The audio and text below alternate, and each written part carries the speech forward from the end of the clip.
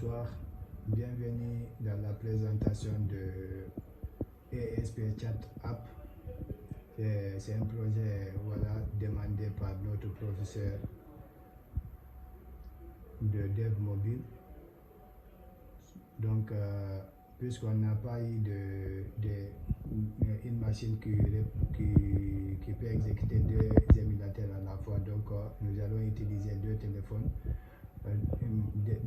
Deux téléphones pour réaliser ça, pour la présentation. Donc, nous allons lancer l'application sur un premier téléphone. Donc, ça, c'est le splash screen. Ensuite, il y a la page de connexion. Ici, on demande un numéro de téléphone. Donc, on va faire le numéro, on va saisir mon numéro de téléphone. Ensuite, quand on saisit le numéro de téléphone, on va essayer de valider ça avec l'API de Google qui renvoie un message, un code de validation pour valider. Mais ici, puisque j'avais fait déjà quelques tests de validation, donc Google a bloqué les requêtes, donc j'étais obligé d'ajouter par défaut des tests. Bien montré au niveau de l'ordinateur ici. Montre au niveau de l'ordinateur ici. Donc nous avons ajouté deux numéros pour faire les tests avec des codes de validation par défaut qui sont là. Donc c'est pas trop visible.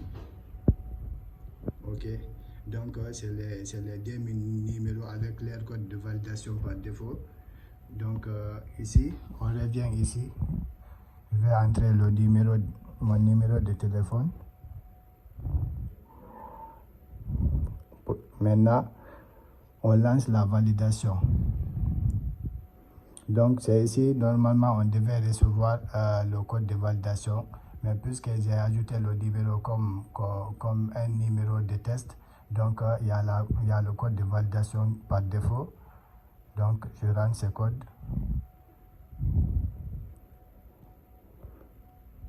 Ensuite ici nous sommes au niveau de la page d'accueil. Comme vous voyez en ce moment il n'y a pas de contact.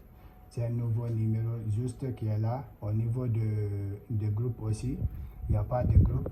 Quand on vient au niveau du menu ici, on voit au niveau du profil, on peut déjà éditer le profil, choisir un numéro de une photo de profil. Je vais choisir cette photo de profil. Ensuite, ça va prendre un peu de temps pour le chargement. Donc maintenant, nous allons modifier aussi le nom.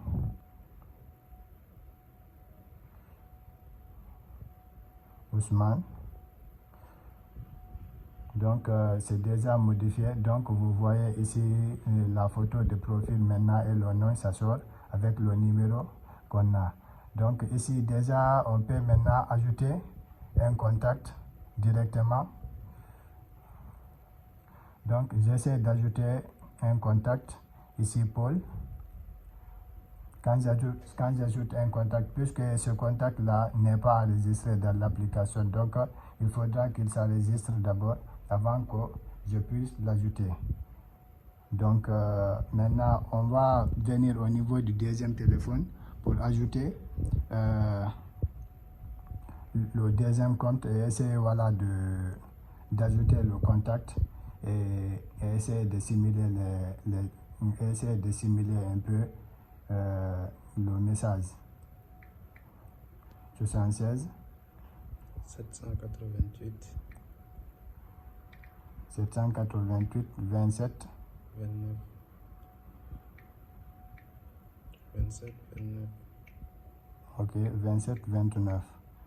Donc ici, ça c'est pour le deuxième téléphone. Là aussi, j'avais ajouté ce deuxième numéro au niveau de comme test.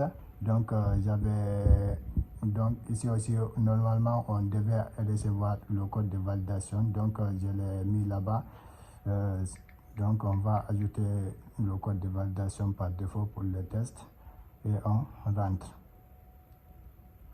Donc nous voyons ici aussi, voilà, en ce moment on est là, il n'y a pas de contact et puis aussi il n'y a pas de groupe. On peut déjà voilà, ajouter le premier compte ici directement. C'était Ousmane Sow, je crois bien. Ok, donc je l'ajoute. Donc puisque voilà, ce compte là était déjà enregistré dans l'application, donc il est sorti ici directement. Vous pouvez voir de l'autre côté, il est ajouté parce qu'en ce moment il n'y a pas de nom, c'est pour cela c'est écrit no name. Donc nous pouvons voilà déjà aussi modifier ici le profil. Je prends une photo de profil, après je modifie le nom. Je vais dire ici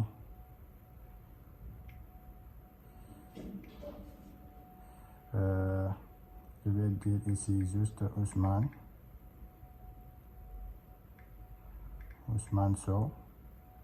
Non, plutôt c'est le compte de Paul. Donc je vais voilà enregistrer ça. Donc vous voyez maintenant quand on vérifie ici, maintenant on peut déjà voilà rentrer ici pour maintenant pour réaliser le test. Par exemple, je vais envoyer un message hello ici.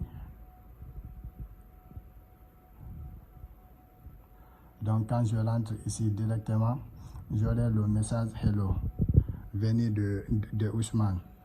En même temps, ici aussi, je peux entrer un autre message, par exemple hi.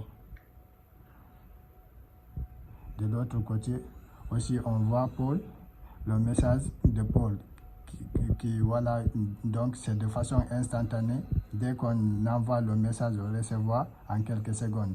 Donc ici nous avons juste utilisé Firebase comme le backend avec les services de Firestore comme la base de données en ligne.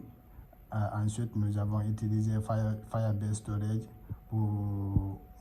voilà, pour stocker les fichiers. Donc ici aussi, nous pouvons aussi envoyer une image directement. Par exemple, je vais envoyer cette image. Donc vous voyez directement l'image sort de l'autre côté. Donc on peut déjà afficher l'image, on peut zoomer l'image directement. Ainsi on peut voilà revenir au niveau de discussion. De même façon ici aussi on peut l'afficher. Donc le partage des images et l'envoi des messages aussi, ça passe comme prévu. Donc c'était un peu voilà ça les fonctionnalités que nous avions. Donc ici aussi on peut créer des groupes encore. Au niveau des groupes, on peut sélectionner voilà des images. Ok, par exemple je vais prendre, ensuite on va donner un nom à notre image, par exemple nature, à notre photo de groupe nature. Donc vous voyez ça, c'est au niveau de la liste des groupes. Donc on a le groupe nature. Donc mais c'est les fonctionnalités, voilà, nous n'avons pas fini les fonctionnalités pour le moment. On a juste fait pour la création des groupes et la liste des groupes, compte tenu du temps qu'on n'a pas pu finir ça. Donc ici aussi on peut se déconnecter de l'application. Quand on se déconnecte, on peut voilà faire la même chose pour se reconnecter encore. Donc c'était la fin de notre présentation. Nous allons mettre le lien GitHub Et vous pouvez tester toutes ces fonctionnalités et voir. Merci beaucoup.